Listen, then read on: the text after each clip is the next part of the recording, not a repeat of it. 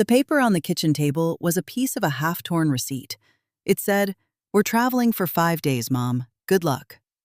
Not even a happy birthday. My name is Margaret. I turned 72 that very morning. I am a widow and a watchmaker by trade. What Richard didn't know was that I had spent years counting the seconds for him to make a mistake. The silence in a house that is usually full of people has a heavy texture, almost thick. It's not a silence that brings peace, but one that buzzes in the ears, loaded with everything that goes unsaid. I woke up at 6 in the morning, just as I've done for the last 5 decades of my life. My body doesn't need an alarm clock anymore. It has its own internal mechanism, a mainspring that winds tight with the first light of dawn filtering through the thin curtains of the maids' quarters. That was my room now, the maids' quarters. Opening my eyes, I stared at the peeling ceiling. I was waiting to hear Richard's heavy footsteps on the floor above, the neurotic clicking of Sylvia's heels pacing the main hallway, or the blaring volume of the videos my grandson Matthew watched on his tablet from bed. But there was nothing. Just the distant hum of the refrigerator and the occasional creak of the wood in this old house. A house my late husband Arthur and I bought with the sweat of our brows back in '78. I got up slowly. My knees no longer forgive sudden movements.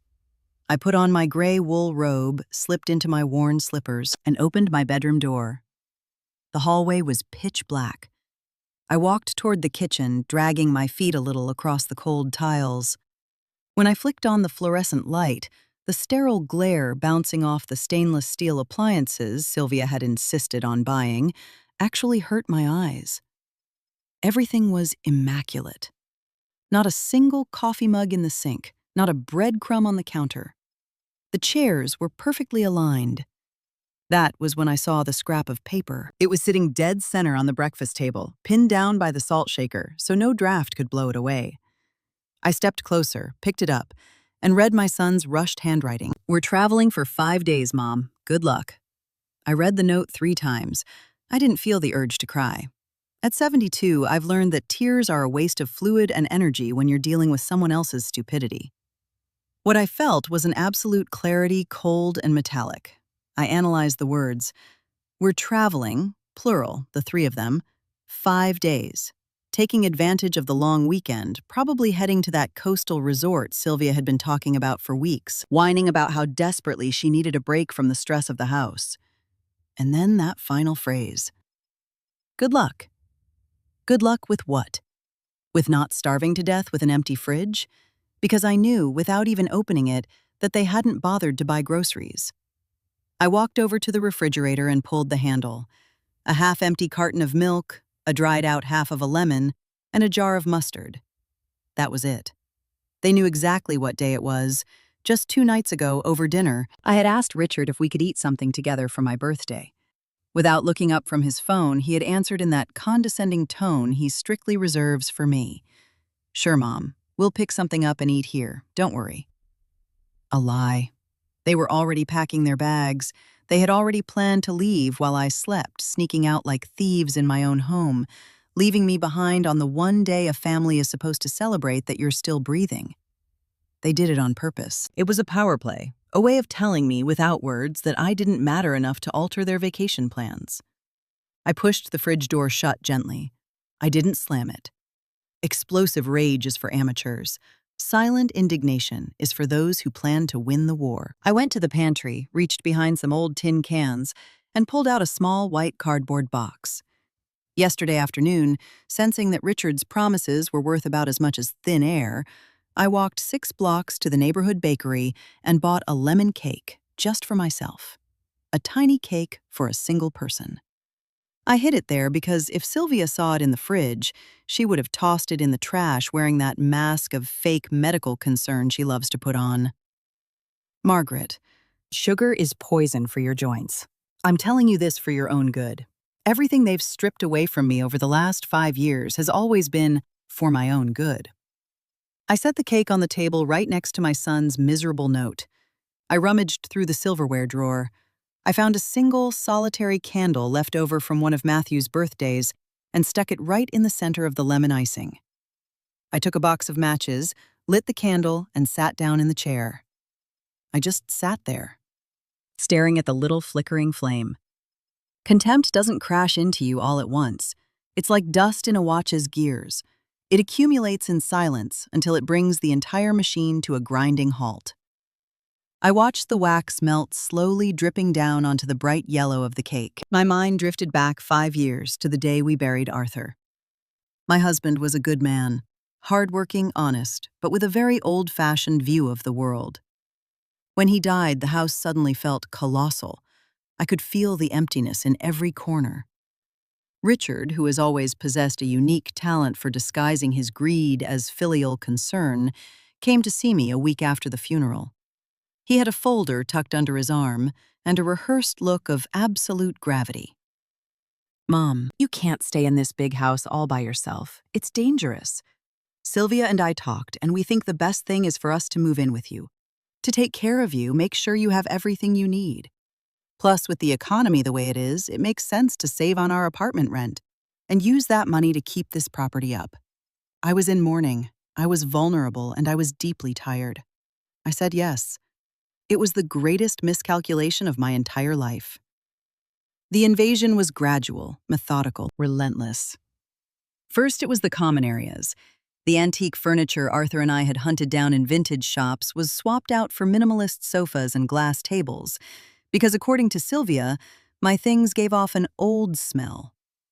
I didn't protest. I figured it was just the price of having company. Then came the assault on my privacy. One day, Richard suggested that climbing up and down the main staircase was bad for my knees. "You should move into the maid's quarters on the ground floor, Mom. It's much safer for you. And that way we can use the master bedroom and have more space for Matthew's things."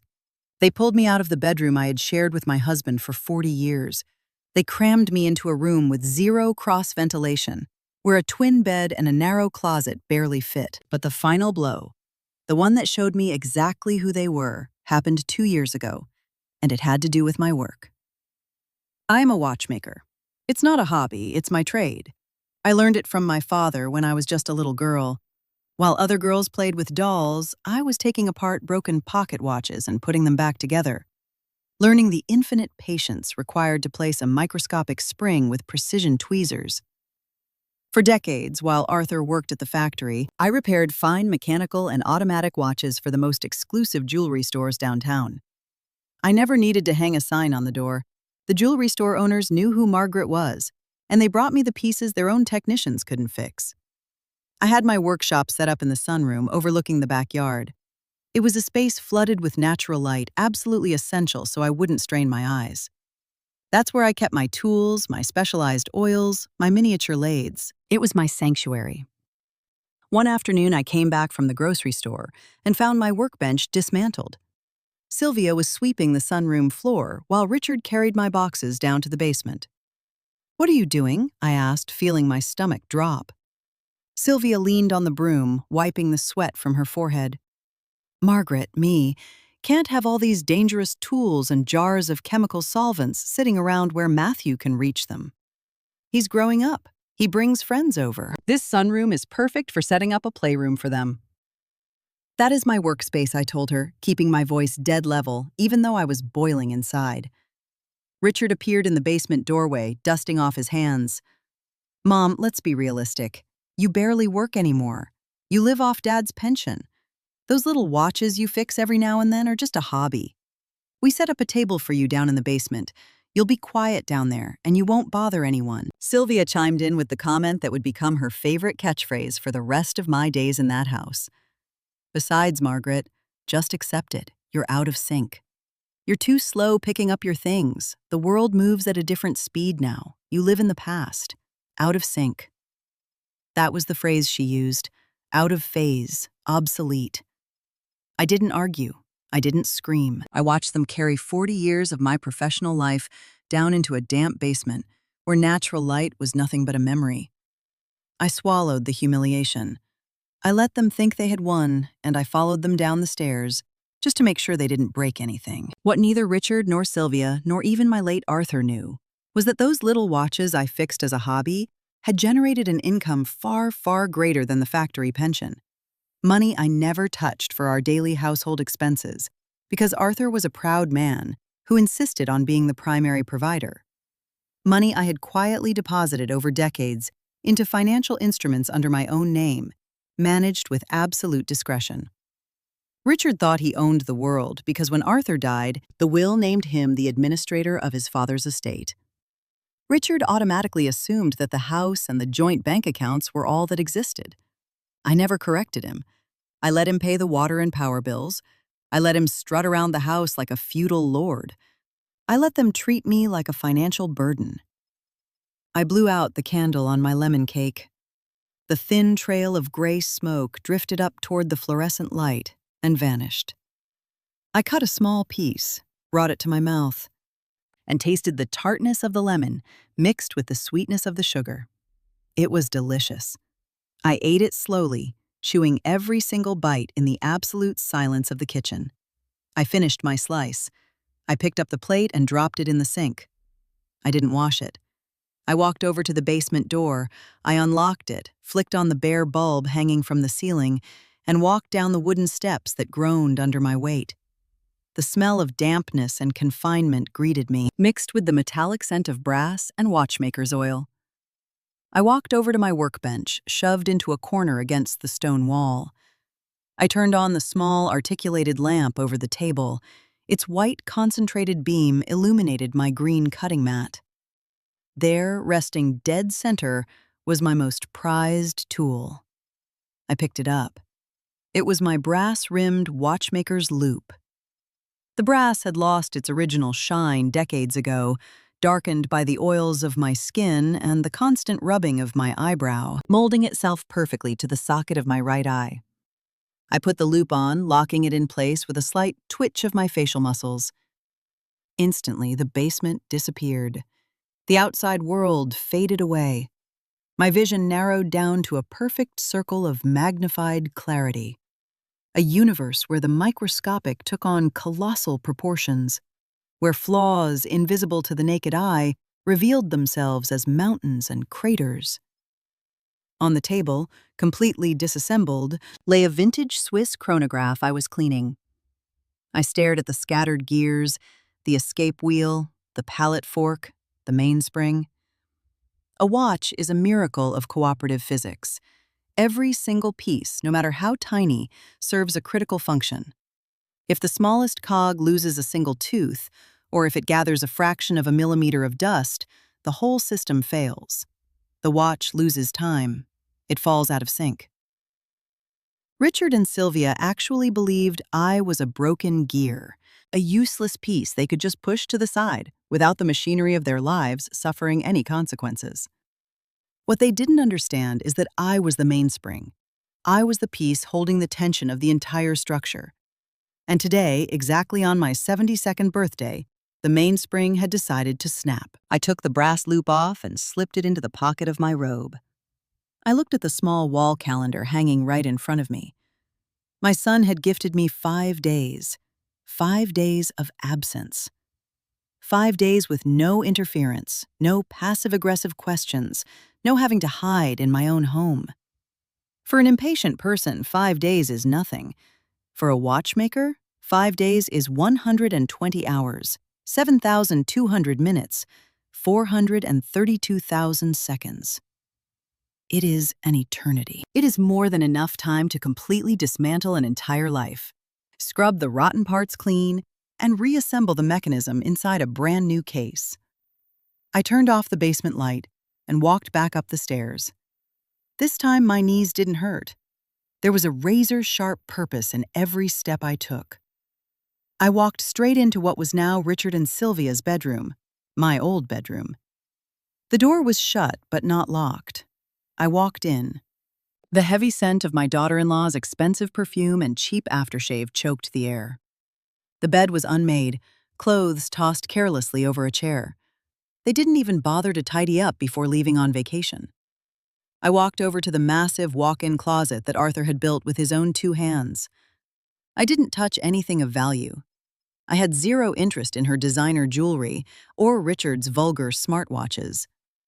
I knelt down with some difficulty near the base of the built-in wardrobe, right in the darkest corner, right over a false wooden floorboard Arthur had installed to hide his important documents. a hiding spot Richard never found because he was always too busy staring at his own bank accounts. There was a hollow space. I reached in and pulled out a flat, discreet brown leather folder. I opened it right there on my son's messy bed. Inside were the documents that proved exactly who I was. The deed to the house, yes, which was under a joint tenancy, but also other, much more interesting papers. Old savings passbooks, certificates of deposit, and the ledgers of a private account that had been fattening up since 1985, fed by every luxury watch I had ever saved from ruin. I closed the folder and clutched it to my chest. I walked over to the nightstand where the house's landline phone still sat, a device only I used anymore. I picked up the receiver and dialed a number I knew by heart. I waited 3 rings. "Elias Vance's law office, good morning," a female voice answered. "This is Margaret. Put Elias on, please." There was a brief pause, and then came the deep, raspy voice of my lawyer, a man from my own generation, an old friend of Arthur's, but whose professional and personal loyalty had always remained with me from the day I asked him to structure my finances without my family knowing. "Margaret, my dear, happy birthday," Elias said, his tone warm. "What did they get you this year? Did they finally take you to that restaurant you wanted?" I looked at my son's unmade bed. "They got me time, Elias," I answered, my voice steady and firm. "They got me 5 days of an empty house. They just left on a trip and left a note on the table." There was a heavy silence on the other end of the line. Elias knew the situation in my house perfectly well. He had spent years listening to me, advising me to take action to put them in their place, to claim what was mine. And I always asked him for patience. I told him things had to collapse under their own weight. "I understand," Elias said, his tone shifting, instantly becoming sharp and entirely professional. "Does this mean the time has come?" "The time has come. The watch won't take any more winding."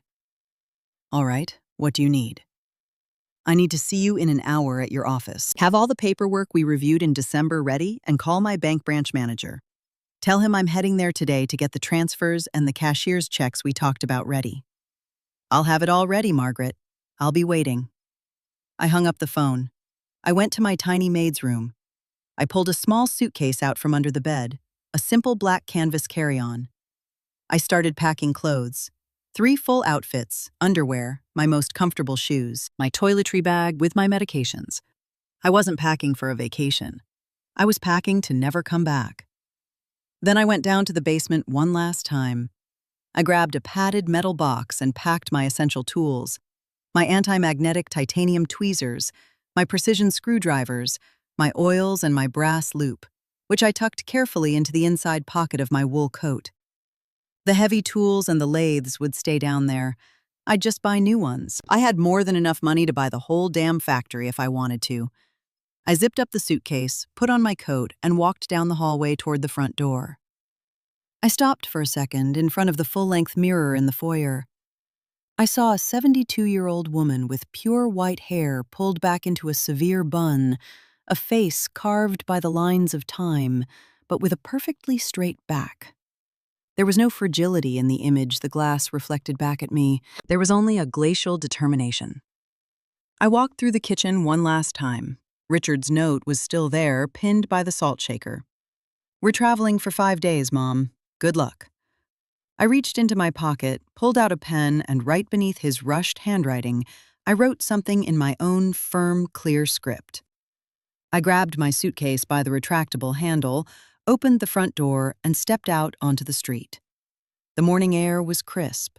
The sun was shining high and bright. I pulled the door shut behind me, listening to the metallic click of the deadbolt locking into place. It was my birthday, and I was going to the bank. The sound of the small plastic wheels of my suitcase rolling over the sidewalk tiles sounded like an amplified second hand. Clack, clack, clack. It was a constant, methodical rhythm that kept me company as I walked toward the main avenue. The morning air still held that sharp chill that wakes up your senses, an absolute contrast to the stale, oppressive atmosphere I had left behind in that house. At 72, walking while dragging luggage should have cost me a bit of breath. But the truth is, my lungs felt cleaner than they had in half a decade. I raised my hand, and a yellow cab pulled over to the curb. The driver, a young guy with deep, dark circles and the radio playing low, hopped out quickly to help me with the bag. "Good morning, ma'am. Heading downtown?" he asked, gently closing the trunk. "To the main branch of Commerce Bank, please. The one facing the old plaza," I replied, settling into the back seat. The ride barely took 20 minutes, but to me it felt like crossing an invisible border. I looked out the window as the city woke up, the metal grates of the storefronts rolling up, people rushing by with cardboard coffee cups, buses roaring at the intersections, everyone trapped in the machinery of the day-to-day, racing against the clock. I, on the other hand, felt that I had finally taken control of the hands. Patience isn't simply knowing how to wait with your arms crossed. It's knowing exactly what to do in silence while everyone else assumes you've surrendered. The cab dropped me off at the corner of the plaza. The bank building was an imposing structure of gray stone and thick columns, a 1950s design built to project absolute solidity. I pushed through the heavy glass door, and the air conditioning greeted me with its icy breath. The interior was a constant murmur of hushed voices and the clatter of keyboards. I ignored the line for the regular teller windows and walked straight down the side corridor, the one lined with wood doors and frosted glass panels. The receptionist, a woman in an immaculate suit, looked up from her monitor. "Good morning, ma'am. Do you have an appointment?" "Tell Robert Sterling that Margaret is here. He's expecting me," I said, resting both hands on the counter. Not even 30 seconds passed before the door at the end of the hall swung open. Robert Sterling, the branch's general manager, came walking out at a brisk pace. He was a man in his 50s, wearing a tailored suit and thinning hair, who always treated me with a mix of absolute respect and a certain fascination. He knew the history behind my oil-stained hands and my simple wool coats. "Margaret, what a pleasure to see you. Please come in. Happy birthday," he said, offering his arm to guide me into his office. I sat down in the leather chair across from his desk. Robert closed the door, shutting out the noise from the main lobby. He poured 2 glasses of water with a steady hand, sat down across from me, and interlaced his fingers on the mahogany desk. "Elias Vance called me half an hour ago." Robert began, dropping his voice to a confidential tone. "He told me you were coming in to make a major move. I have your files ready." I nodded slowly. I pulled the brown leather folder I had rescued from the bottom of my son's closet out of my bag. I opened it and slid the old passbooks and the most recent account statements across the desk. "I want to close everything, Robert. Every account, every fund, every certificate of deposit under my name in this institution. I want the entire balance in a cashier's check made out to my name, and I want it issued today." Robert looked at the papers, then looked at me. There was no surprise in his eyes, just the confirmation of something that he, being a keen observer, knew would eventually happen. He was the one who had watched those numbers grow year after year. He knew that every single cent in there came from the luxury watches I dismantled and put back together in the dead of night while my family slept. He knew about the 1940 Patek Philippe I saved from corrosion, about the Rolex Daytona I restored piece by piece for a foreign collector. Richard believed my income was just some grandmotherly myth, pocket change to buy needles and thread. "Margaret, we are talking about $480,000 at today's exchange. This is your life's work," Robert said, tapping the edge of the ledger with his fingertip. "If we issue a check for that amount, it needs to have a secure destination immediately. I don't want you walking the streets with that piece of paper in your purse." "The destination is handled. Elias already opened an account in my name at a private firm that doesn't have public branches. No one in my family even knows this institution exists, much less that I'm a client. You just print the check. When a watch rusts on the inside, you can't just wipe the outside with a rag to make it shine. You have to take it apart, piece by piece, submerge the gears in solvent, scrape off the built-up grime, and throw away the parts that are beyond repair. That is exactly what I was doing with my net worth. I was extracting my life's effort from the rotting casing that was my family dynamic." Robert nodded without asking any more questions. He typed on his computer for a few minutes that passed in a comfortable silence. The hum of the laser printer broke the quiet. Robert took the security paper, signed it with a sharp stroke, stamped it twice, and handed it to me inside a thick, dark blue envelope. I took the envelope. It weighed less than a feather, but it held 40 years of my strained eyesight, my steady pulse, my silence at the dinner table while Richard and Sylvia bragged about their petty corporate achievements. I slipped it into the inside pocket of my coat, right next to my watchmaker's loop. "Thank you, Robert, for all these years of discretion," I told him, standing up. "The honor has been entirely mine, Margaret. If you ever need anything, you know where to find me." I walked out of the bank with the same utter calm I had walked in with. The sun was higher now, warming the tiles of the plaza. I walked over to a small corner cafe. I sat at an outdoor table and ordered a black coffee. I needed a moment to pause before the second stop. I was just taking my first sip when my cell phone, an old, big-buttoned brick Richard had bought me for emergencies, started vibrating against the metal table. I looked at the screen. It read, "Sun." I set my cup down on the saucer. I took a deep breath. My heart didn't race. I pressed the green button and brought the phone to my ear. "Hello?" I said in my usual neutral tone. "Mom, you finally answer. I've been calling you for 10 minutes. Richard's voice sounded irritated, backed by the static noise of wind hitting the window of a moving car. "We're on the highway. Traffic getting out of the city was a nightmare." "I was busy, Richard. What is it?" "Nothing. Just wanted to let you know a couple of things I forgot in the rush this morning." "Not even a happy birthday, Mom. Sorry for leaving like that." His mind operated on a track entirely disconnected from empathy. I heard Sylvia's voice in the background, shrill and whiny. "Tell her about the plumber, Richard. Don't let her forget." "Yeah, right," my son continued. "Mom, at 11, a plumber is coming to check the drain in the upstairs bathroom. Our bathroom. You need to listen for the bell to let him in. Don't go to the bakery around that time, and don't lock yourself in the basement with your stuff, please." I took a slow sip of my coffee. The dark liquid warmed my throat. The plumber understood. "And one more thing," he added, using that condescending tone he deployed whenever he felt he was doing me a favor by assigning me chores. "If you have time this afternoon, could you sweep the dry leaves in the backyard? Sylvia says if it rains, the drains will clog, and we don't want to come back from our vacation to clean up a disaster." The sheer audacity is a form of voluntary blindness. Richard couldn't see the woman on the other end of the line. He saw an unpaid maid, a guardian of his comforts, someone who didn't even deserve a slice of cake on her birthday. "Don't worry about the disaster, Richard," I replied, pronouncing every single syllable with crystalline clarity. "I assure you the house will be left in exactly the state it belongs in." "Perfect. All right, I gotta go. I'm passing a truck. We'll buy you a keychain or something at the beach for your birthday. Good luck." The call dropped. I stared at the phone for a second before dropping it back into my purse. Good luck. There was that phrase again. Mediocre people always attribute to luck what meticulous people build with strategy. I slipped a bill under my coffee cup, grabbed my suitcase, and got back on my way. Elias Vance's law office was just 3 blocks away. It was an old building, one of the few that still had those metal-grated elevators and heavy oak doors. I went up to the 3rd floor. The hallway smelled of floor wax and stale tobacco. I pushed open the frosted glass door that read Vance and Associates in gold lettering. The receptionist waved me right through.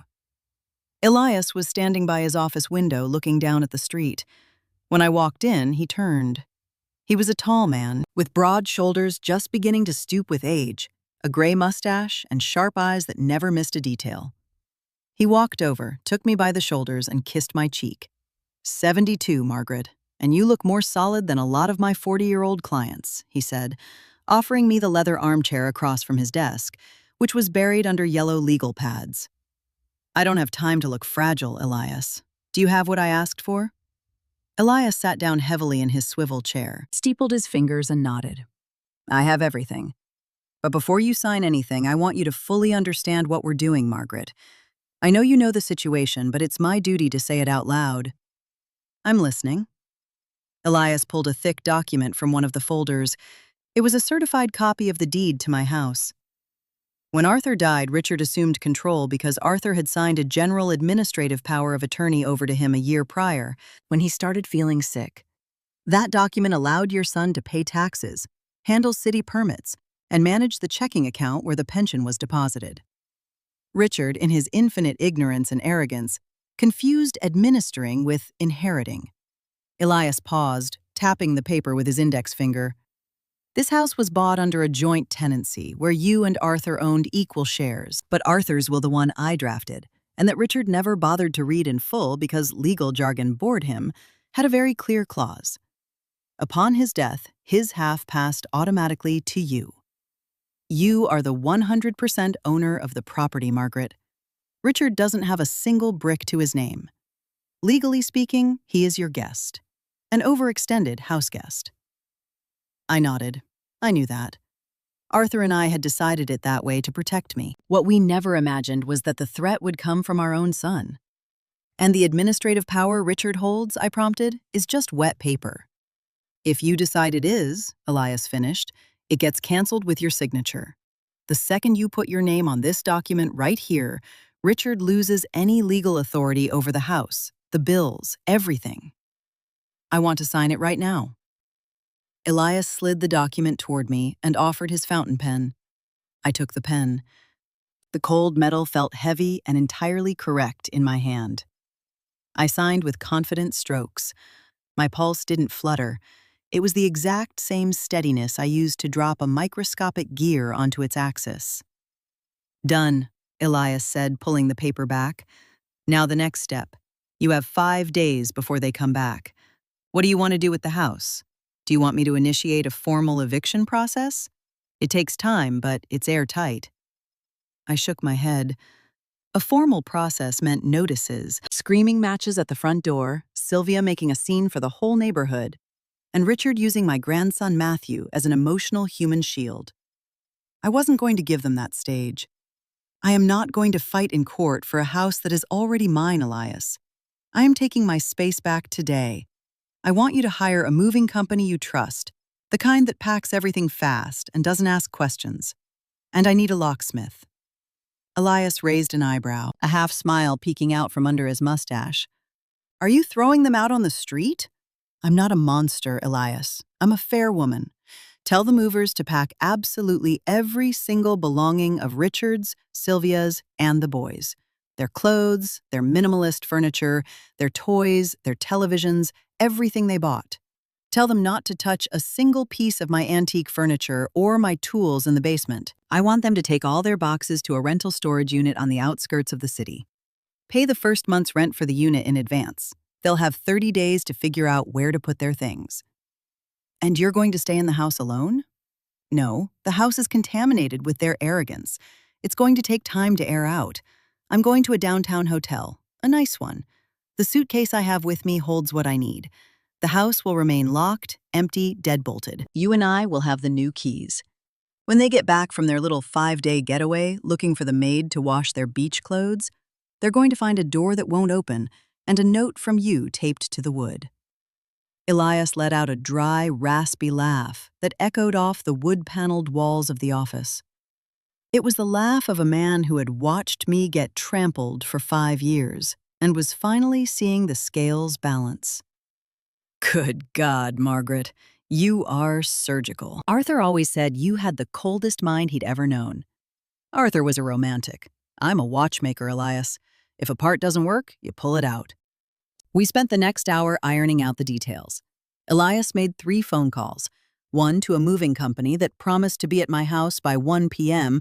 with a 5-man crew and heavy-duty cardboard boxes. Another to a locksmith he trusted implicitly. And the last one to a 4-star hotel near the Central Park, where he booked a spacious room for me with an open-ended checkout. We left the office together. Elias insisted on driving me. We got into his car, a dark, quiet sedan, and drove back to my neighborhood. We arrived at my house right at noon. The sun was beating down hard on the white facade. The street was deserted, that typical quiet of a holiday weekend in the suburbs. The plumber Richard had mentioned never showed up, or if he did, he left when nobody answered. I couldn't care less.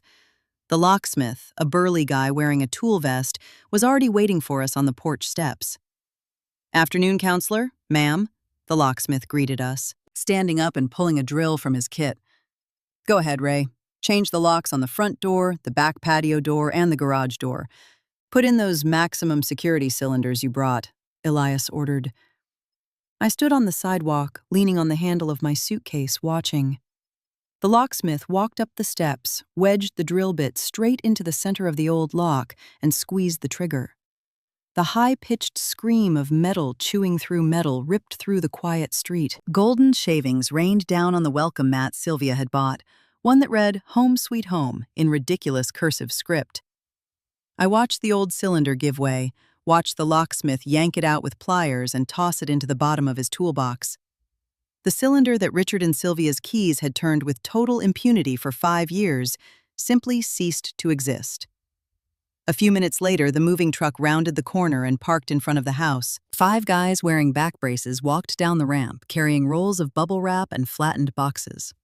Elias waved them over and pushed open the front door, which now had the new cylinder installed, but unlocked. "All right, boys," Elias told the movers. "Everything in the upstairs master bedroom, the kids' room, and the modern furniture in the living room. Pack it carefully, but pack it fast. The lady is the owner, and I'm her attorney. Everything is strictly by the book. You have the whole afternoon." The men filed inside like an army of worker ants. I didn't want to go in. I didn't need to watch them dismantle the farce.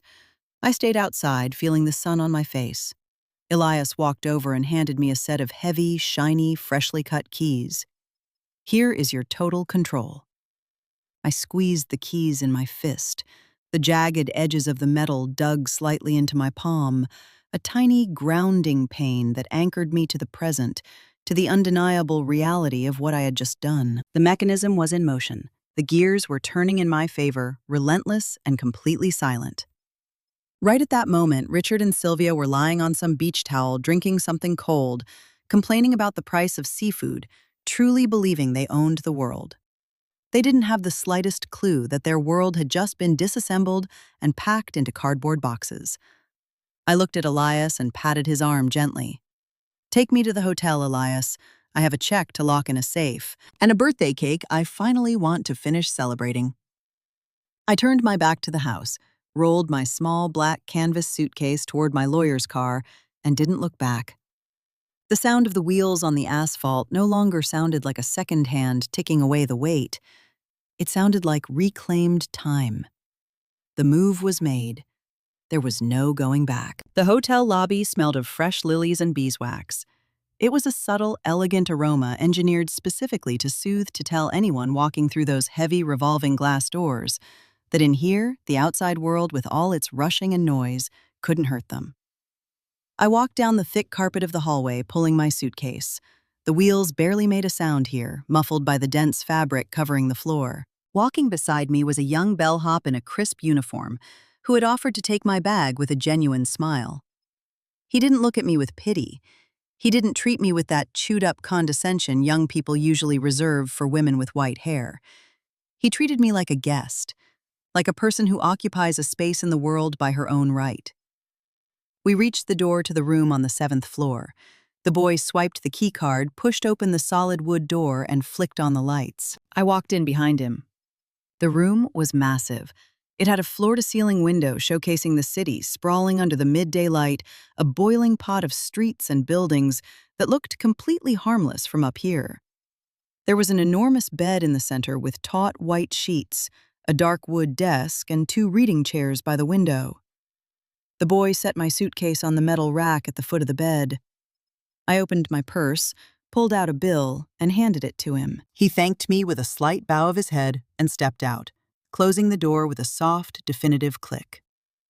I stood dead center in the room. I listened. The silence in this place was entirely different from the silence in my house. The silence I had left behind that morning was a sick silence, heavy with hostility.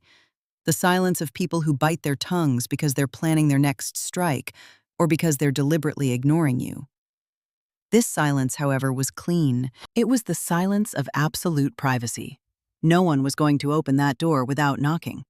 No one was going to complain that my footsteps made the floorboards creak.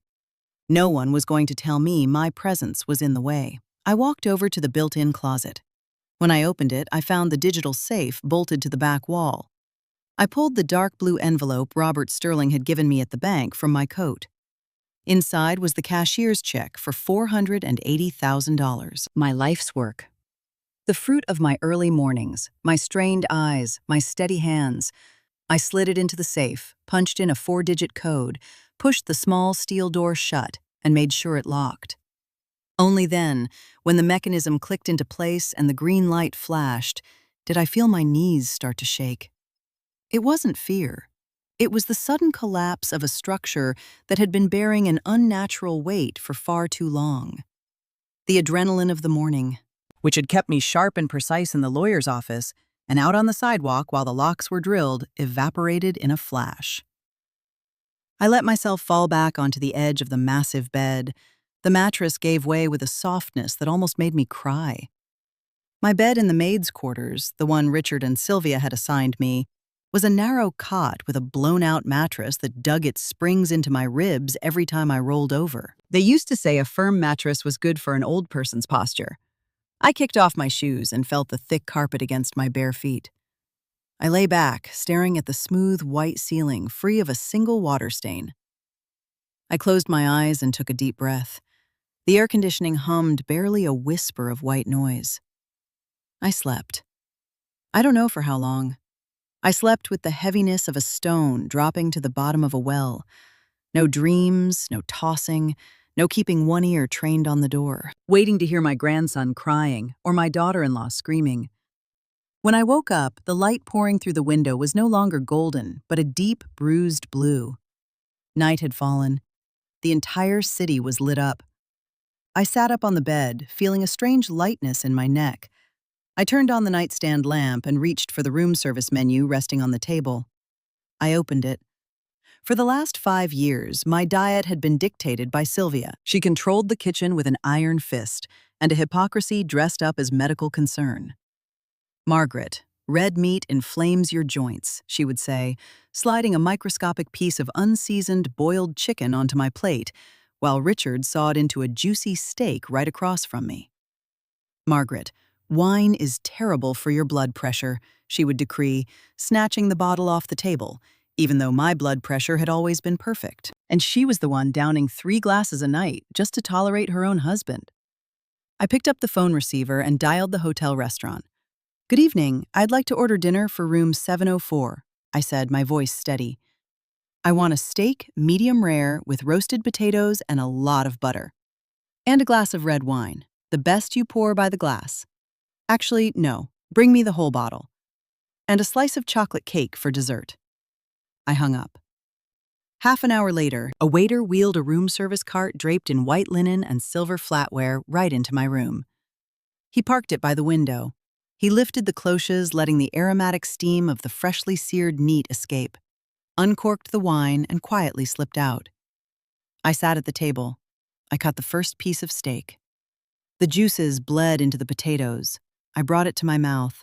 The taste of salt, of fat, of iron, of pure, unfiltered life flooded my palate. I took a sip of wine. The dark, heavy liquid slid down my throat, warming my chest. I ate slowly, watching the headlights on the avenue below, flowing like a river of red and white diamonds.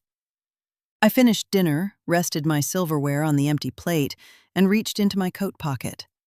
I pulled out my watchmaker's loop, that little worn brass monocle that molded perfectly to my right eye. I put it on. I looked at the city through the magnifying glass, everything instantly blurred, except for what was exactly 3 inches from my face. A loop isn't meant for looking into the distance. It's meant for seeing the microscopic details of what is right in front of you, to examine the hairline fractures that the naked eye misses. With the loop on, my mind traveled 7 years back. Arthur was still alive, though his lungs already demanded he be hooked up to an oxygen machine for most of the day. We were in our bedroom, the big room Sylvia would steal from me later on. It was a cold, gray November afternoon. Arthur was sitting in his wingback chair, staring out the window, his breathing a rhythmic wheeze. I was sitting at the foot of the bed, folding laundry. Elias Vance had come to the house that afternoon. They had been locked in Arthur's study for an hour. When Elias left, Arthur called me over. I walked up to him and took his hand. His skin was paper-thin, almost translucent, spotted with age. "Margaret," he told me, his voice cracking with the effort of speaking, "I just signed the final will. When I'm gone, my half of the house passes directly to you, not to Richard, to you. You are the absolute owner." I looked at him surprised. Arthur had always been a traditional man, the kind who believed the eldest son should inherit control of the estate to take care of the widow. "Why, Arthur Richard is going to be deeply offended," I answered. Arthur squeezed my hand with a grip I didn't think he still possessed. His eyes, sunken in dark wrinkles, looked up at me with a terrifying lucidity. "Because our son is a coward, Margaret," Arthur said, every word costing him a tremendous effort. "And cowards, when they feel they have power, turn into tyrants. I raised him. I forgave all his debts. I covered up all his failures.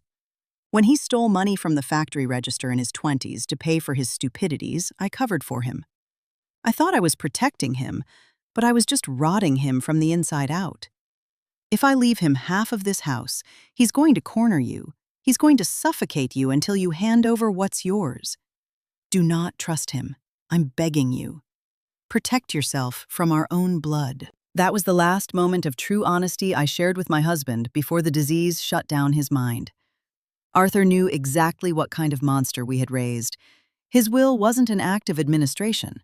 It was a confession of guilt. It was his way of begging for my forgiveness from the grave, for leaving me at the mercy of a selfish man. I pulled the loop from my eye and set it on the white hotel tablecloth. For the 5 years that followed Arthur's death, I had refused to accept his warning. I thought my husband in his dying agony was exaggerating. I thought a mother's love could sand down the rough edges of Richard's character.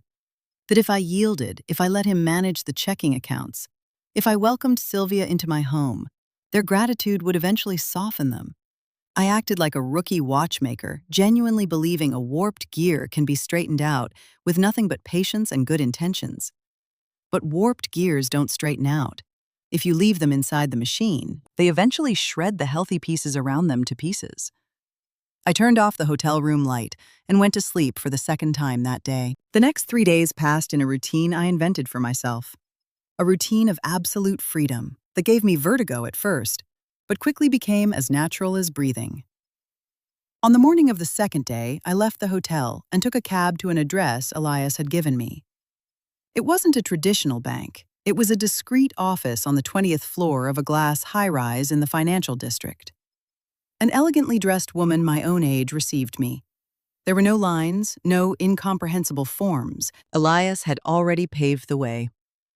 I handed over the cashier's check, signed 3 documents, and in less than half an hour, my $480,000 were deposited into a private investment fund exclusively in my name, protected by confidentiality clauses that not even an army of lawyers hired by Richard could punch through. "Your assets are on solid ground, Margaret," the woman told me, sliding a sleek black card across the desk. "No one, absolutely no one, can touch this without your physical presence and your signature." I walked out of there feeling like I was floating 4 inches off the pavement. On the third day, I went to a high-end mall. I walked into the boutiques I used to just stare at from the outside when I accompanied Sylvia on her exorbitant shopping sprees. I bought new clothes, 2 fine linen blouses, a pair of soft leather shoes that didn't pinch my arches, a cream-colored coat that made me look radiant, and a beautifully crafted handbag. I paid for it all with my new card. I didn't feel a single drop of remorse. The money I had earned cleaning the dials of Swiss watches under a fluorescent bulb while my family slept was now dressing me in dignity. That same afternoon, while I was sipping tea on a cafe terrace, my old phone buzzed at the bottom of my new purse. I pulled it out. Text messages from Richard. "Mom, we went out for seafood. Everything is super expensive, but Sylvia needed to relax. Remember to sweep the backyard. Supposed to rain there tomorrow. Matthew got sunburned. He's being unbearable. Good thing you didn't come. You would have gotten too tired. Good luck." I read the messages while taking a slow sip of my chamomile tea. The disconnect between the reality Richard thought he was governing and the reality I had already executed was almost comical. He pictured me at the old house, sweating with a broom in the backyard, corralling dead leaves so his drains wouldn't clog. Silently grateful they hadn't dragged me along on the trip so I wouldn't get tired. I typed a short reply. The yard is clean. Enjoy the sun. I hit send and dropped the phone back in my bag. It wasn't a lie. The yard was clean. The entire house was clean of them. The fourth day was the strangest of them all. In the afternoon, Elias picked me up from the hotel in his dark car. He didn't say where we were going, but I knew. We drove for half an hour toward the outskirts of the city, leaving the high-rises behind and entering an industrial zone lined with metal warehouses and dusty roads. Elias pulled up in front of a massive self-storage complex surrounded by a chain-link fence. We got out. Elias spoke to the security guard, showed him a piece of paper, and the gate was open for us. We walked down a long concrete corridor flanked by rolling orange metal doors. We stopped in front of number 405. Elias pulled out a key, unlocked the heavy padlock, and yanked the handle upward. The metal door rolled up with a deafening clatter that echoed down the empty hall. I stood on the threshold, looking inside. The unit was huge, the size of a two-car garage, and it was packed to the ceiling. It was a monument to egoism, meticulously boxed in corrugated cardboard. I saw the minimalist white leather sofa Sylvia had bought to replace Arthur's antique set. I saw Richard's 60-inch television wrapped in bubble wrap. I saw the dozens of shoeboxes holding my daughter-in-law's designer heels, stacked one on top of the other. I saw the clear plastic bins overflowing with Matthew's expensive abandoned toys. Their entire lives, their whole identity, everything they considered important, banished to a concrete box on the edge of town. Elias stood beside me in silence, waiting for my reaction. I suppose he expected me to cry or to feel a sharp pang of doubt. After all, I was staring at the belongings of my only son, dumped in a cold storage locker. Society has taught us that blood ties are unbreakable, that a mother must forgive any humiliation, that maternal patience is a bottomless well. But as I looked at those boxes, another memory hit me sharp and clear as freshly polished glass. It happened 2 years ago, the day they decided to dismantle my workshop in the sunroom. Richard had carried my tables down to the basement, and I had gone upstairs to my old bedroom, the one they had already taken over, to grab a microfiber cloth I'd forgotten. The door was cracked open. Sylvia and Richard were inside, arguing in hushed tones. I stopped dead in the hallway. "I just can't stand her," Richard, Sylvia was saying, her voice dripping with venom. "She smells old. She smells like machine oil. She wanders around the house like a ghost. She makes me a nervous wreck. Matthew doesn't even want to go near her because he says Grandma is always quiet and it's creepy." "Patience, my love," Richard replied, using that calculating tone he inherited from absolutely no one. "She's old. She doesn't have much time left. As long as she's here, we don't pay rent. We don't pay property taxes. And she covers her own medical bills with her government checks. It's a sweet deal. Let her rot in the basement with her little watches. We practically own this place anyway. She's out of sync. She doesn't belong in our world anymore." Sometimes, to make time move forward, you have to have the guts to rip the hands off the people who are only slowing your life down.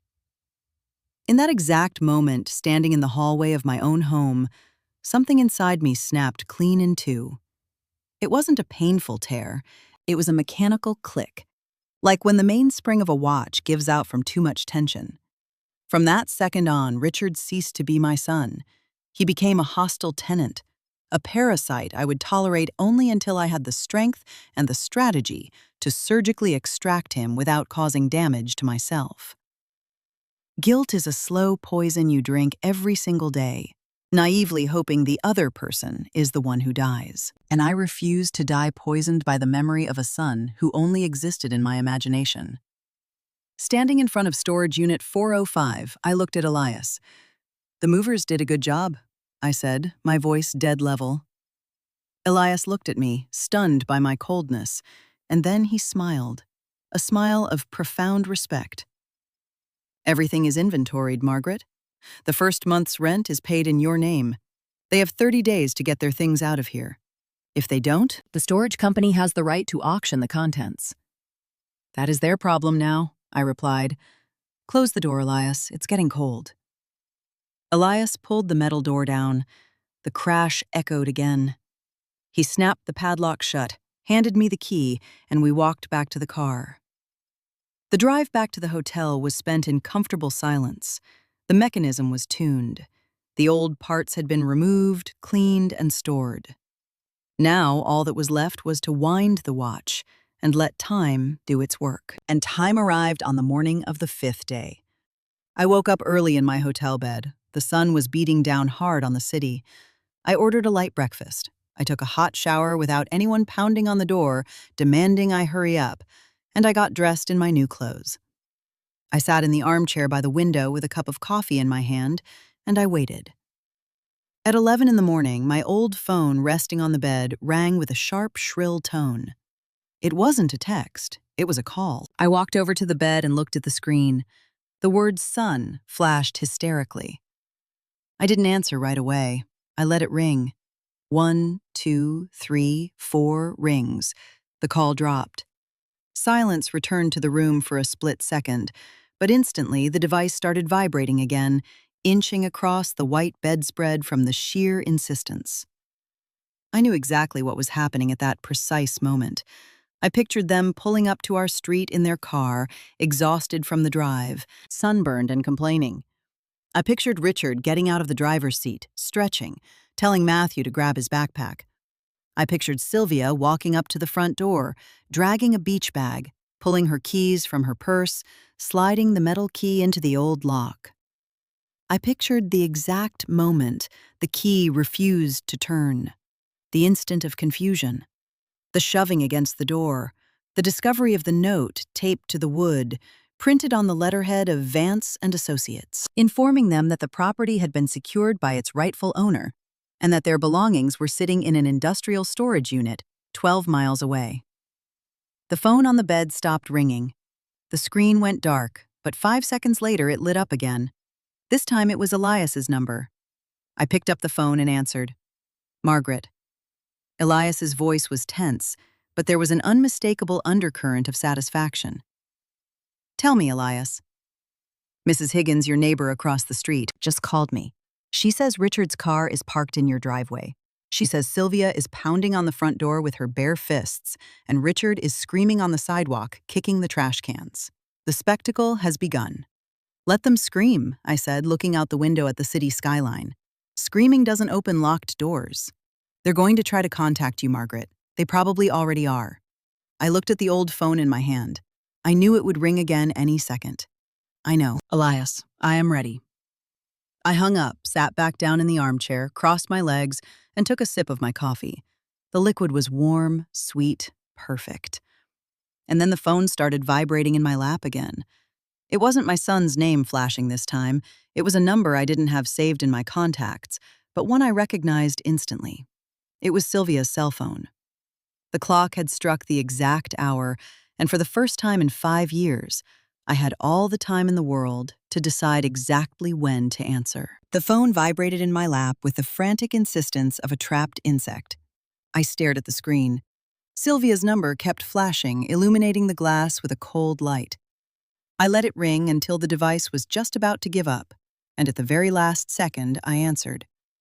I didn't say hello. I didn't say absolutely anything. I just brought the receiver to my ear and let the silence on my end of the line do its work. Margaret. My daughter-in-law's shrill scream forced me to pull the phone slightly away from my ear. What is this absolute madness? We're out on the street. The key won't go in, and there's a ridiculous piece of paper taped to the door. Open this door right now. Matthew is crying, and it's boiling out here. Her voice had completely lost that condescending, syrupy tone she used when telling me sugar was poison for my joints. It was the voice of someone who had just slammed into a brick wall at top speed and still hadn't figured out what the bricks were made of. The door is not going to open, Sylvia, I replied, my tone as flat and monotonous as the hum of the air conditioner in my room. Because the lock is brand new and the house is empty. I heard a scuffle on the other end of the line. the sound of my daughter-in-law's ragged breathing, and then the deep, frantic voice of my son, who had clearly snatched the phone from her hands. "Mom, what the hell did you do?" Richard roared. I could perfectly picture the vein bulging in his neck, the sweat dripping down his sunburned forehead. "I've been kicking the garage door for 10 minutes. What is this note from Dad's lawyer? It says you took our things out. I am the administrator of this property, Mom. I'm calling the police right now, and you are going to be in massive trouble." I took a tiny sip of my coffee. It was warm, sweet, perfect. "Call the police, Richard. Please do it," I told him, setting the cup back on its porcelain saucer with a soft clink. "Call them and explain that you are trying to break into a property that is 100% in my name. Explain to them that you want to force the locks on a house where you no longer live. Elias Vance will be more than happy to show the officers the updated deeds." There was a heavy silence, the kind of silence that drops when a bully runs out of oxygen. Richard's brain, so accustomed to always finding the easiest path and taking my submission for granted, was trying to process information it simply wasn't programmed to handle. "Mom," his voice dropped a couple of octaves, shifting from rage to a confusion bordering on panic. "What are you talking about? Where is our stuff? Where are you? We need to talk about this face to face.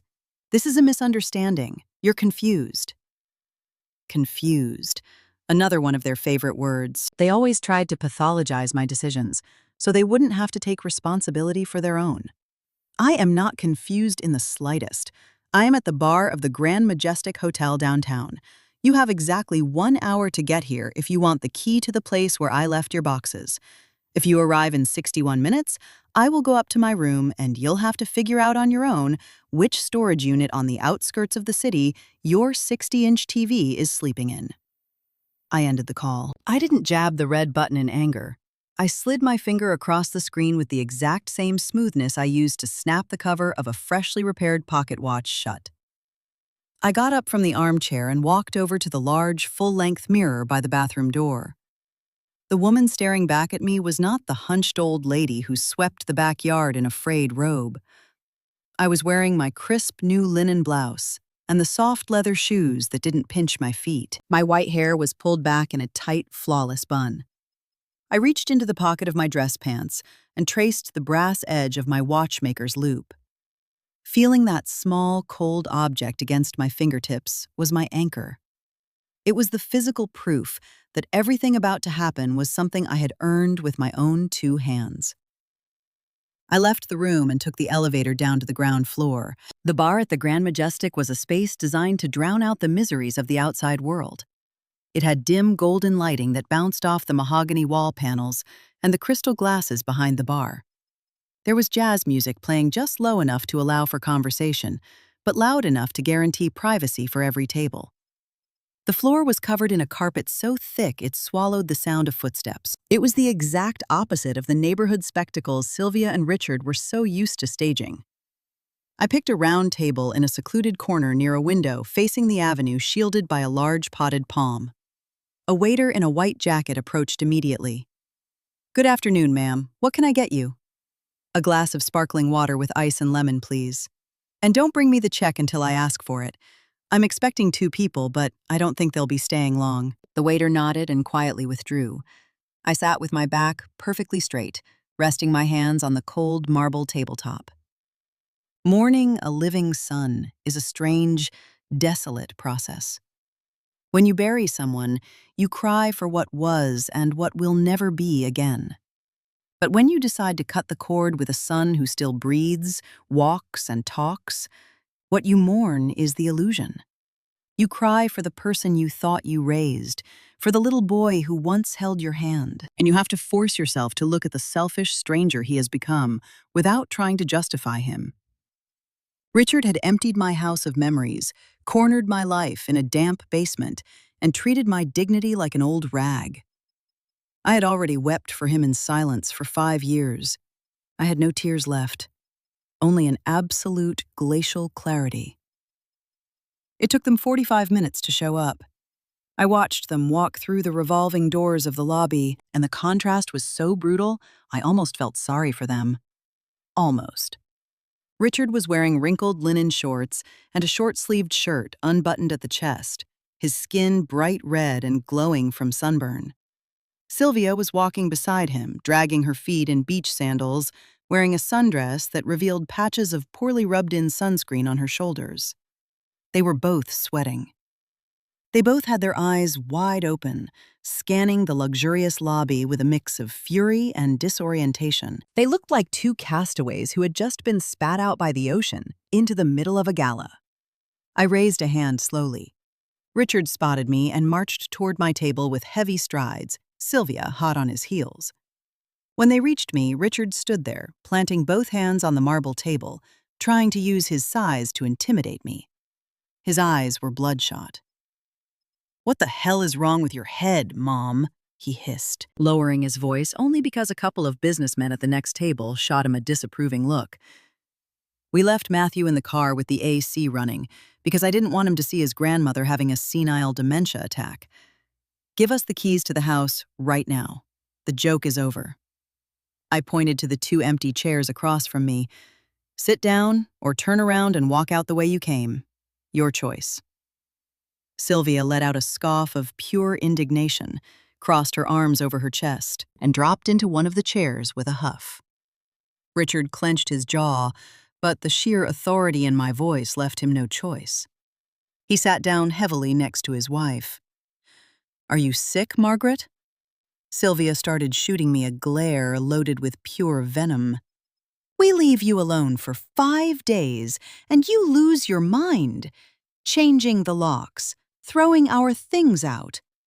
Do you have any idea how much the furniture in that living room cost? Do you know the trauma you're going to cause your grandson when we tell him his grandmother threw us out on the street like dogs?" "Your things haven't been thrown out, Sylvia," I replied, using the tone of a teacher explaining a math problem to a slow child. "They are perfectly packed in storage unit number 405 at a facility in the South Industrial Zone. The first month is paid.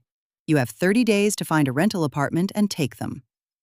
And as for Matthew, the only trauma that boy has is growing up in a house where his parents teach him to despise his elders. Richard slammed his fist on the table. The ice in my glass clinked. "You are not kicking us out of anywhere," Richard bellowed, though still not daring to raise his voice above the jazz music. "I am the administrator. Dad left me the legal power. Above all else, that house is as much mine as it is yours. And I'm warning you right now, Mom, if you don't hand over those keys this exact second, I am going to the bank first thing tomorrow morning. I will freeze the joint account where Dad's pension goes. I will cut you off completely. Let's see how you pay for this luxury suite and your fancy new clothes when you don't even have a dime to buy a loaf of bread. You're going to starve to death on your own pride." I let his words float in the perfumed air of the bar. It was fascinating to observe the anatomy of his arrogance. Richard truly believed he held the winning hand. He was so blinded by his own greed that he had never bothered to look at the entire chessboard. I opened my purse, slowly pulled out a white envelope, and slid it across the table until it stopped right in front of his sweaty hands. "Open it," I ordered. Richard frowned, snatched the envelope, ripped the flap, and pulled out the stapled pages inside. It was the certified copy Elias had given me, the notary seals catching the light from the lamps. "That is a document of absolute revocation, Richard," I said as he read, watching the color drain from his sunburned face until he was ash white. "The administrative power your father gave you was legally canceled 3 days ago, and if you had bothered to read Arthur's will 5 years ago instead of assuming you knew everything, you would have found out that his half of the house passed directly to me. You own exactly nothing. You are a guest whose invitation has expired." Sylvia leaned in to read over her husband's shoulder. Her mouth fell open slightly, but no sound came out. "But the pension," Richard stammered, swallowing hard, desperately clawing at the final burning nail of his imaginary power. "The bank account. I'm the co-signer. I'll empty it." I let out a very short laugh, almost a sigh. It was the first time I had smiled since sitting down at that table. "You can keep your father's pension, Richard. Empty it. Use it to pay the security deposit on your new apartment, or go buy yourself some sunblock, which you desperately need. That joint account no longer interests me. In fact, I removed my name from it this very morning. Richard stared at me as if I had started speaking an alien language. His brain simply could not process that I was voluntarily walking away from the money that, according to him, was my sole means of survival. "What are you going to live on, then?" Sylvia asked, her voice trembling, realizing for the first time that the woman sitting across from them was not the frightened old lady they had constructed in their heads. "Are you going to beg for change?" I leaned forward slightly, rested my forearms on the marble, and looked them dead in the eye, shifting my gaze from one to the other. "Do you remember my workbench?" I asked in a low, smooth, almost confidential voice. "That solid oak table you dismantled and chucked into a dark basement because you said my tools were ugly and smelled old?" Sylvia looked away, deeply uncomfortable. Richard blinked, confused by the sudden change of subject. "You always thought my watches were a hobby." I continued, striking every word with precision. "Richard, you told me I fixed little watches just to entertain myself, that I lived off the charity of your father's pension. It never once occurred to you to wonder why the owner of the biggest jewelry store downtown personally drove up in his armored car to drop off pieces at our front door.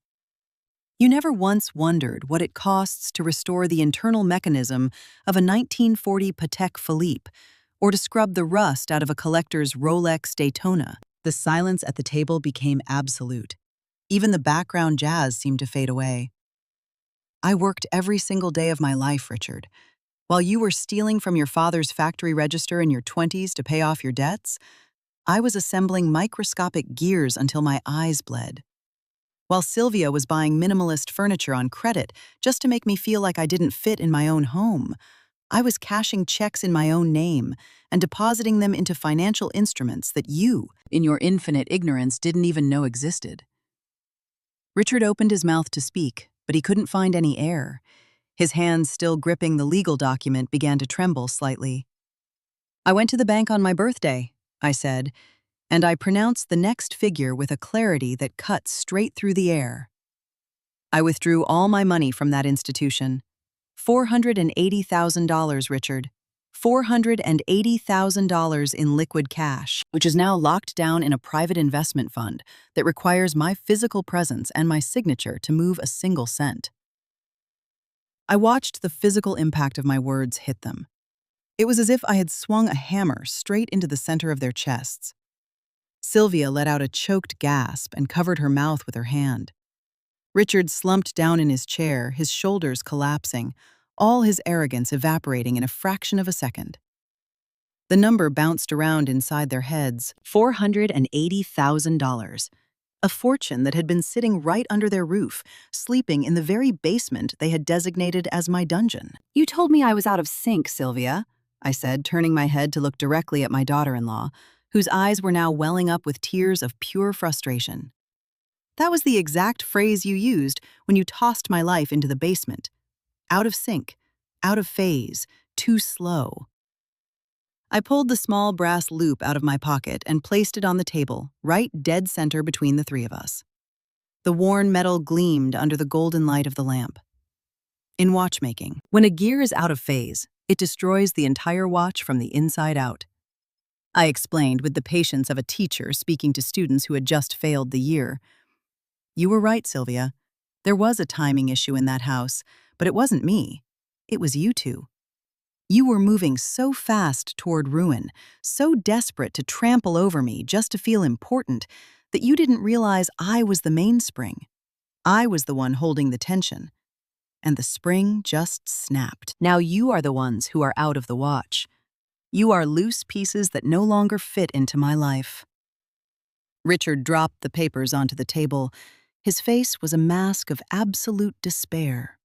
There was no more anger, no more threats, just the raw terror of a mediocre man realizing he had just destroyed the only person serving as his safety net. "Mom, please," Richard begged. His voice cracked, suddenly sounding exactly like the frightened little boy he used to be. "Don't do this to us. We have nowhere to go today.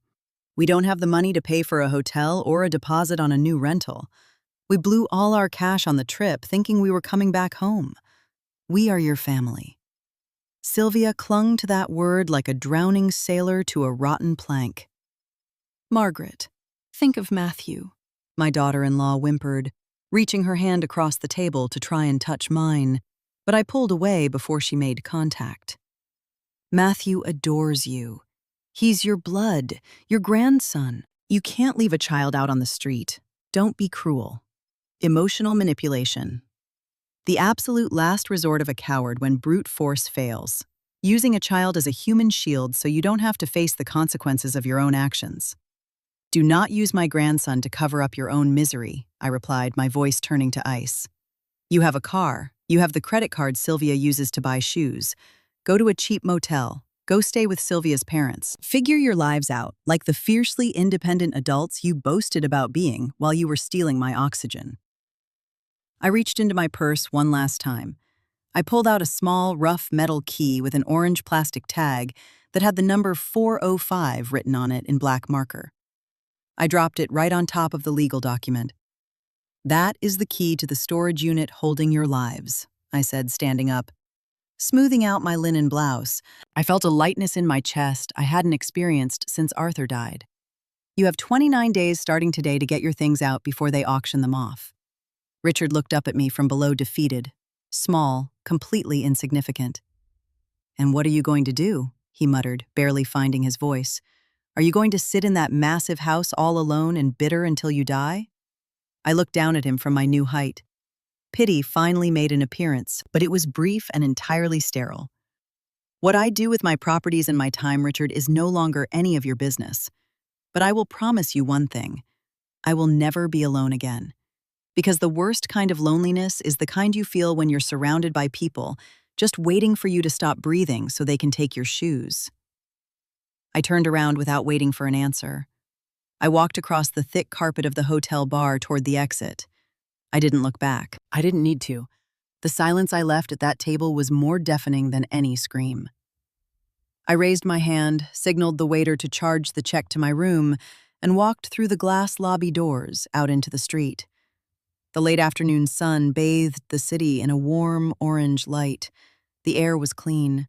The watch was keeping perfect time, and for the first time in 5 years, I was the absolute master of every single one of its seconds. But the machinery was not entirely complete yet.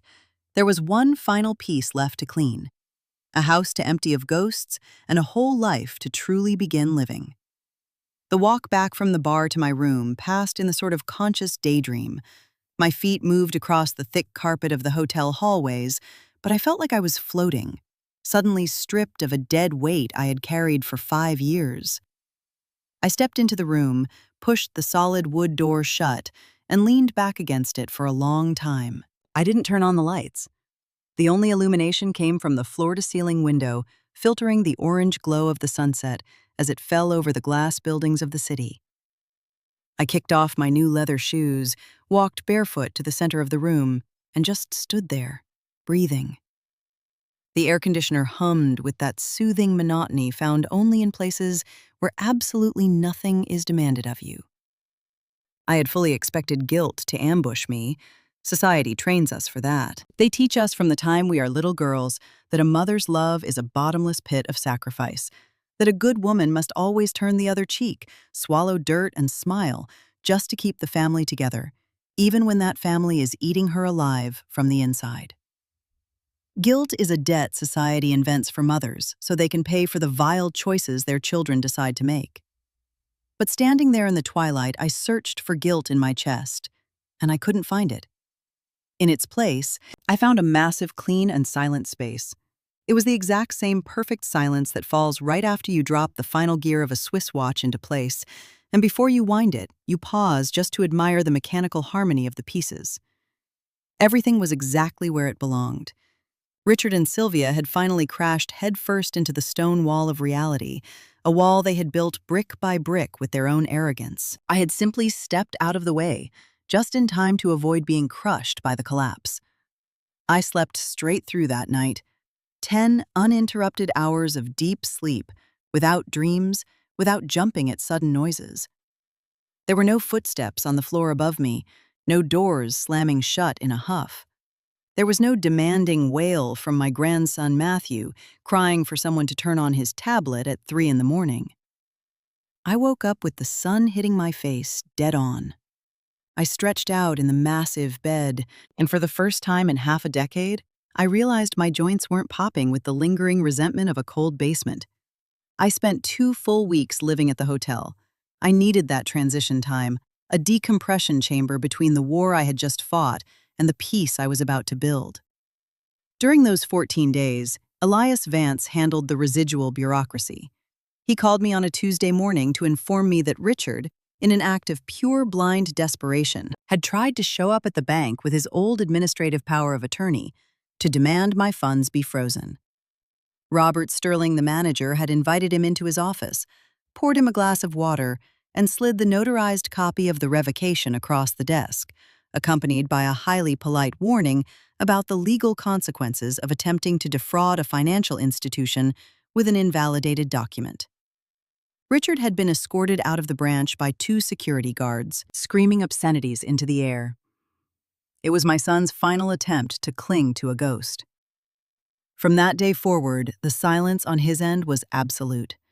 He finally understood that the machinery holding him up had been dismantled forever, and there were no spare parts left for him to grab onto. On the morning of the 15th day, I paid my hotel bill with my black card, grabbed my small canvas suitcase, and called a cab.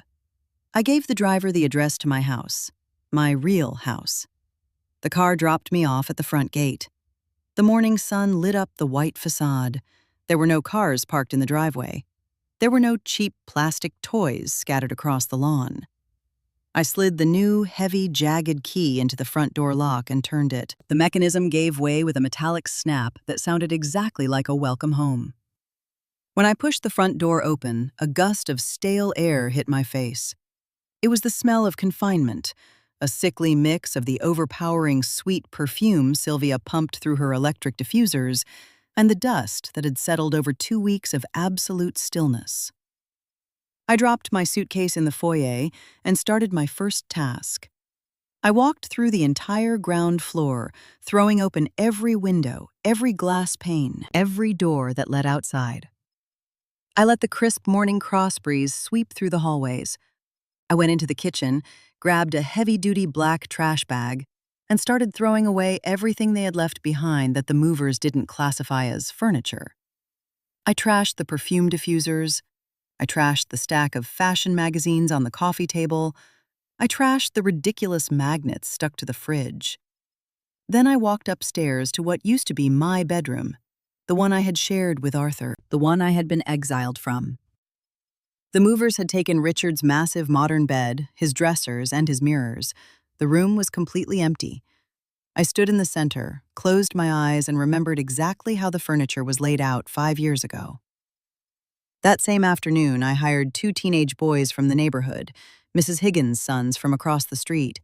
I paid them generously for their time and muscle. First, I had them drag that miserable, narrow cot out of the maid's quarters and dump it on the curb for the garbage truck. I never wanted to look at that blown-out mattress that dug into my ribs ever again. Then I led them to the storage shed at the back of the yard, where Arthur and I used to keep the furniture we weren't actively using. There, draped in old bedsheets, was my real bedroom set. My carved cherry wood bed, my wide-drawered dresser, my nightstands. The boys dusted everything off, hauled the heavy pieces up the stairs, and assembled them exactly where they had stood before the invasion. But the most important job, the one that truly marked my return to the land of the living, happened the next day. I took the boys down to the basement, flicked on the bare bulb, and pointed to my watchmaker's bench. That solid oak table, heavy as a blacksmith's anvil that Richard and Sylvia had banished to the dampness because it ruined their minimalist aesthetic. "Very carefully, boys," I warned them, watching them tighten their back braces. "That table has 40 years of history. Carry it up to the sunroom facing the backyard. Put it right where the sunlight hits." It was a brutal job, but when I finally saw my oak table sitting in front of the sunroom windows, surrounded by the indoor plants I'd started buying, I felt my heart beating with a vigorous, youthful rhythm. I brought my toolboxes upstairs. I lined up my precision screwdrivers on their magnetic racks. I organized my solvent jars, my varying densities of oils, my anti-magnetic titanium tweezers, and my miniature lathes. When I finished, I sat down on my ergonomic stool. The natural light, bright and pure, poured through the glass and washed over the green cutting mat. I would never again have to strain my eyes under a flickering fluorescent tube while shivering from the cold. I had reclaimed my sanctuary. I had reclaimed my center of gravity. The months began to pass with a delicious slowness. Time stopped being an enemy stalking me from the corners of my own home and turned into an ally walking by my side. I changed the curtains. I painted the living room walls a warm cream tone that entirely erased the hospital gray Sylvia had forced upon us.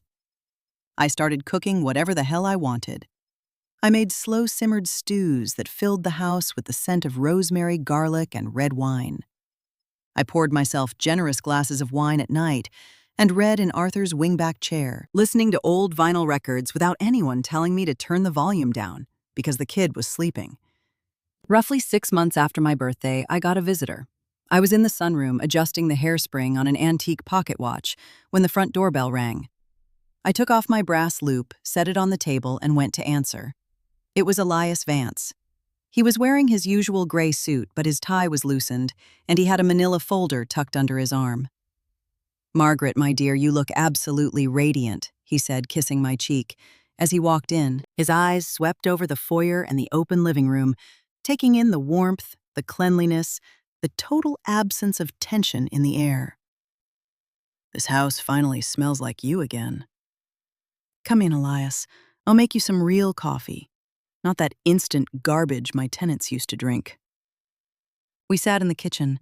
The afternoon light poured through the window above the sink, gleaming off the spotless tiles. I poured him a steaming cup and cut him a slice of lemon pound cake I had baked that very morning. Elias took a long sip, closed his eyes in pure appreciation, and set the cup down on the saucer. He opened the folder. "I brought you the final paperwork for this year's tax closure. Everything is perfectly in order. Your investment fund is generating excellent returns, well above inflation. You have a financial cushion that you couldn't burn through in 3 lifetimes, Margaret."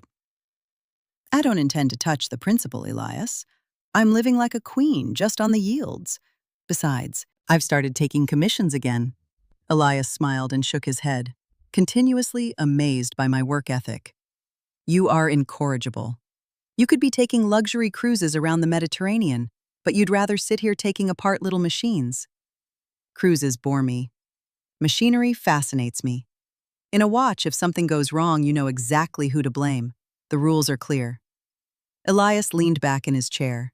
His expression hardened slightly, dropping into that confidential tone he used when delivering news that wasn't strictly legal, but that he knew needed to be delivered. "I heard about Richard," he said quietly, watching my reaction over the rim of his coffee cup. I didn't flinch. I kept my hands resting on the table, perfectly relaxed. My stomach didn't knot up, my palms didn't sweat. It was as if he were bringing up an old acquaintance from the neighborhood I had lost touch with decades ago. "Tell me," I replied, my voice completely neutral. "As you know, they couldn't make the second month's payment on the storage unit. The facility followed standard protocol. They sent 2 legal notices which Richard ignored, probably thinking he could intimidate them later like he did with everything else. On the 3rd month, they cut the lock on Unit 405 and auctioned off the contents behind closed doors." I nodded slowly. I pictured the white minimalist sofa, the massive television, the designer shoeboxes, and the toys. All of it sold for a fraction of its value to secondhand liquidators. They had lost the entire stage set of their perfect life. "They moved into Sylvia's parents' place," Elias continued, "a 2-bedroom apartment on the north side. According to a colleague of mine who handles some matters for that family, the environment in there is an absolute living hell. Sylvia's father is a very hard man. He doesn't tolerate freeloaders. He forced Richard to take a job as an inventory supervisor at an auto parts warehouse. He's working 10 hours a day on rotating shifts. Sylvia had to put Matthew in the local public school because they can't afford the bilingual academy tuition anymore. and she's working as a receptionist at a dental clinic just to help with grocery bills. Elias paused, searching my eyes for any trace of remorse, any sign that the protective mother was going to wake up and rush to rescue her wounded cub. But the woman sitting across from him was no longer the protective mother of a parasite. She was a watchmaker who had scrubbed her mechanism clean. "Time doesn't heal everything, Elias," I told him, breaking off a piece of my cake. "Time only exposes what you allowed to rot and lets bloom what you had the courage to clean." Richard lived 40 years believing the world owed him absolute comfort simply for breathing. His father padded all his falls, and I let him use my spine as a doormat. What is happening to him now is not a tragedy. It is real life. He is being forced to grow up at 45. It is painful, yes, but growth always hurts. You don't feel sorry for the boy, for Matthew. I looked out the window toward the garden where a robin was hopping through the grass looking for insects. Matthew is a smart kid. If he had stayed here, growing up in the shadow of his parents' arrogance, learning to despise the elderly, and believing that screaming solves every problem, he would have grown up into an exact clone of Richard. A burden to society and an executioner to his future wife. Now he is going to have to watch his father's sweat just to put bread on the table. He is going to have to learn the actual value of a pair of shoes. Maybe, just maybe, this free fall is the only thing that can save that boy from turning into a monster. And if someday, when he is a grown man, he wants to seek his grandmother out, to have a cup of coffee and speak with respect, my door will be open to him. But not for his parents. Never for his parents. Elias nodded, visibly moved by the mathematical coldness of my reasoning, which was not devoid of a deep, painful wisdom. We finished our coffee, talking about trivial things, the weather, politics, Elias's plans for his own retirement. When he left, I closed the door behind him, feeling that the very last echo of the past had finally left the house. Time, once freed from its heavy anchors, has a habit of flying light. 2 more years passed. I turned 74. My life had become a symphony of chosen routines. I woke up early, before the sun fully broke the horizon, but I was no longer driven by the coiled spring of obligation. I did it simply for the pleasure of watching the sunrise from my garden with a cup of tea in my hands. The house was full of quiet, breathing life. I had filled the empty corners with ferns, orchids, and monsteras that grew thick and vigorous. On Tuesdays and Thursdays, I walked to the downtown market to buy fresh vegetables and fish. The neighborhood locals, who for years had only seen me shuffle by like a gray hunched shadow, now greeted me by my first name, stopped to chat, and admired my straight posture and elegant coats.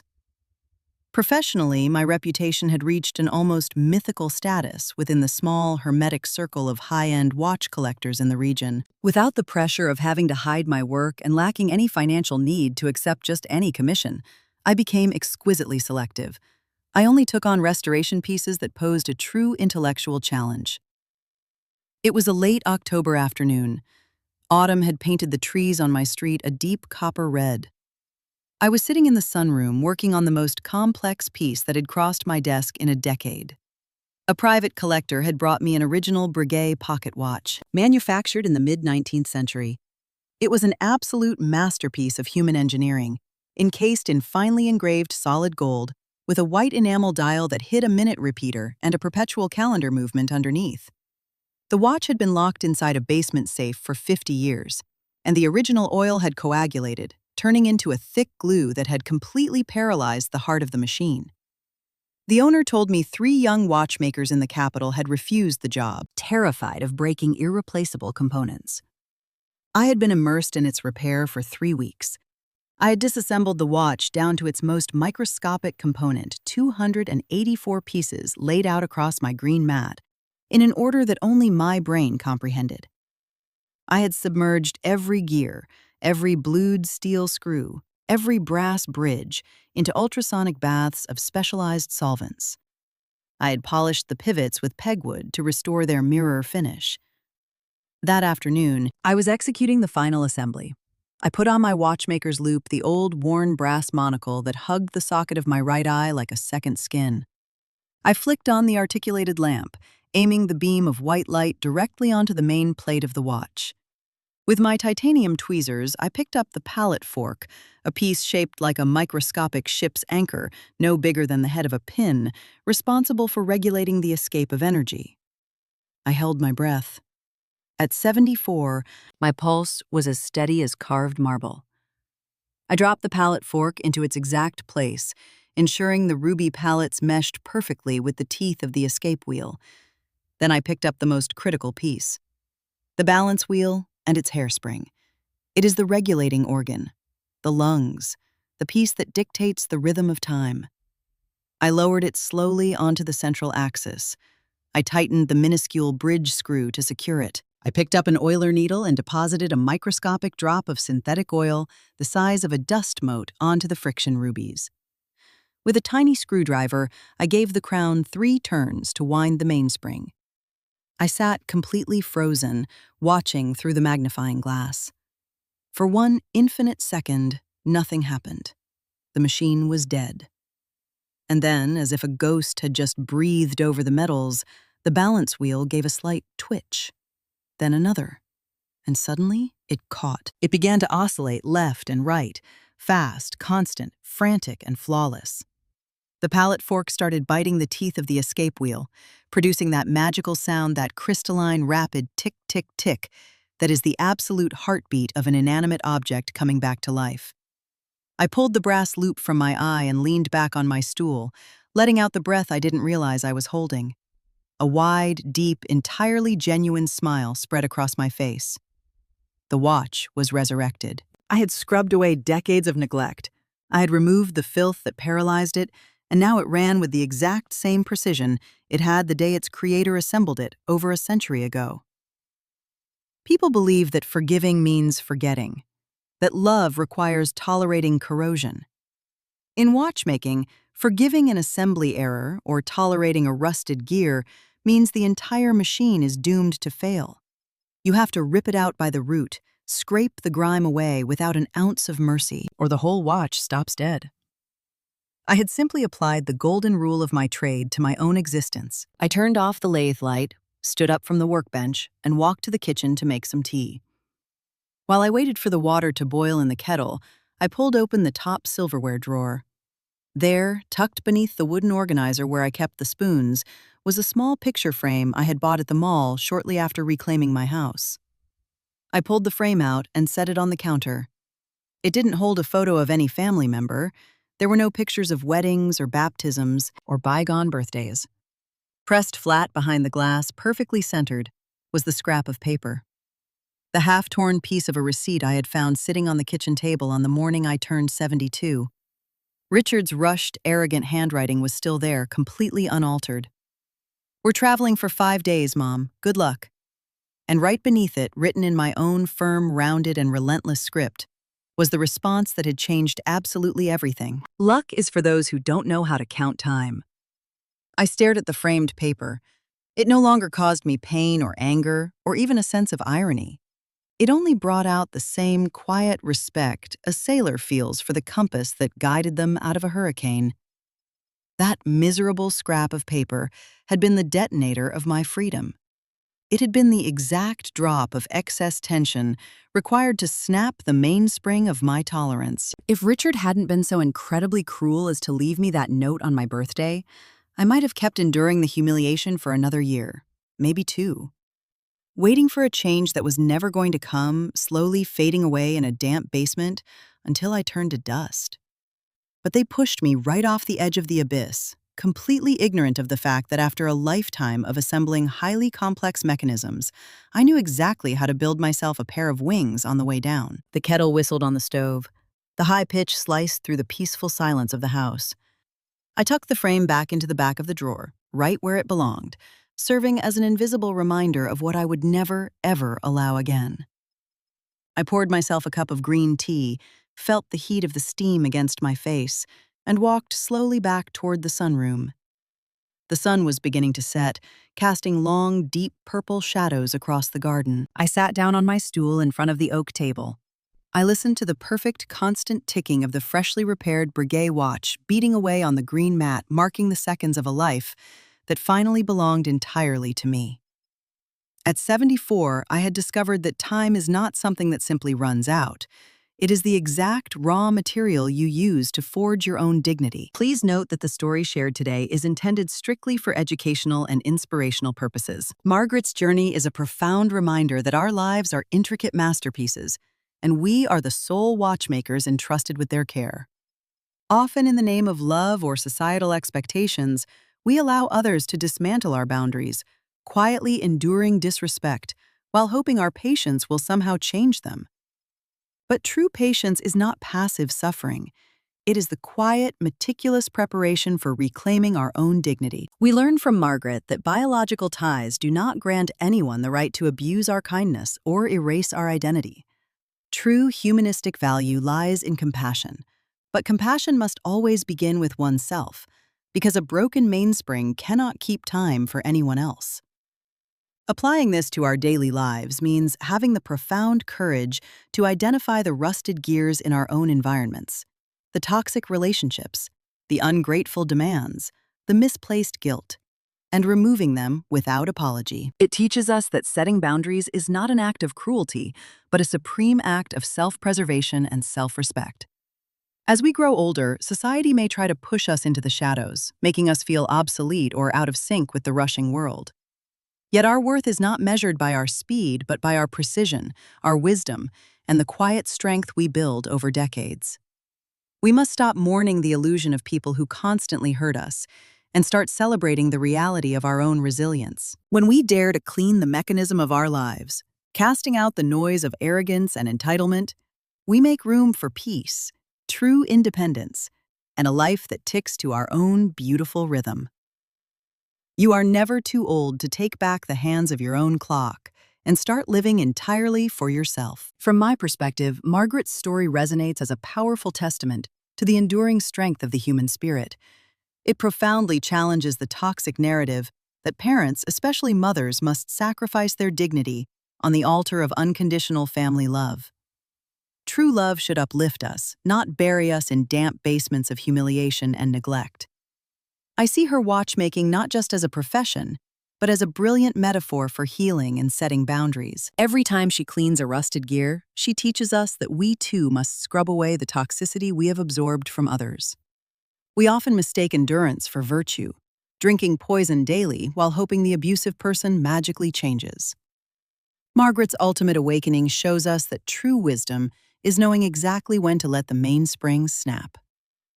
Society frequently dismisses the elderly as obsolete, failing to realize that they hold the most resilient tension in the machinery of life. I find it deeply moving that she didn't seek revenge through screaming or violence, but through absolute surgical truth. By cutting off her parasitic son, she actually offered him the harsh but necessary gift of reality, forcing him to finally grow up. This narrative urges all of us to examine our own lives and ask who is silently draining our energy. It reminds us that holding on to our self-respect is the highest form of humanity we can practice. Guilt is often a fabricated debt, and Margaret's refusal to carry it is a truly liberating lesson for anyone feeling trapped. The clean silence she finds at the end is the beautiful reward for choosing oneself over destructive loyalty. Ultimately, her journey inspires us to count our own seconds, reminding us that time is our most precious raw material to forge a life of grace, independence, and peace. Disclaimer: the views, thoughts, and reflections expressed in this commentary are for general informational, educational, and inspirational purposes only. This content does not constitute professional, psychological, familial, legal, or financial advice. Listeners should apply these insights at their own discretion and seek appropriate professional guidance when making significant life decisions. The creator assumes no responsibility or liability for any personal actions or consequences resulting from the interpretation of this narrative.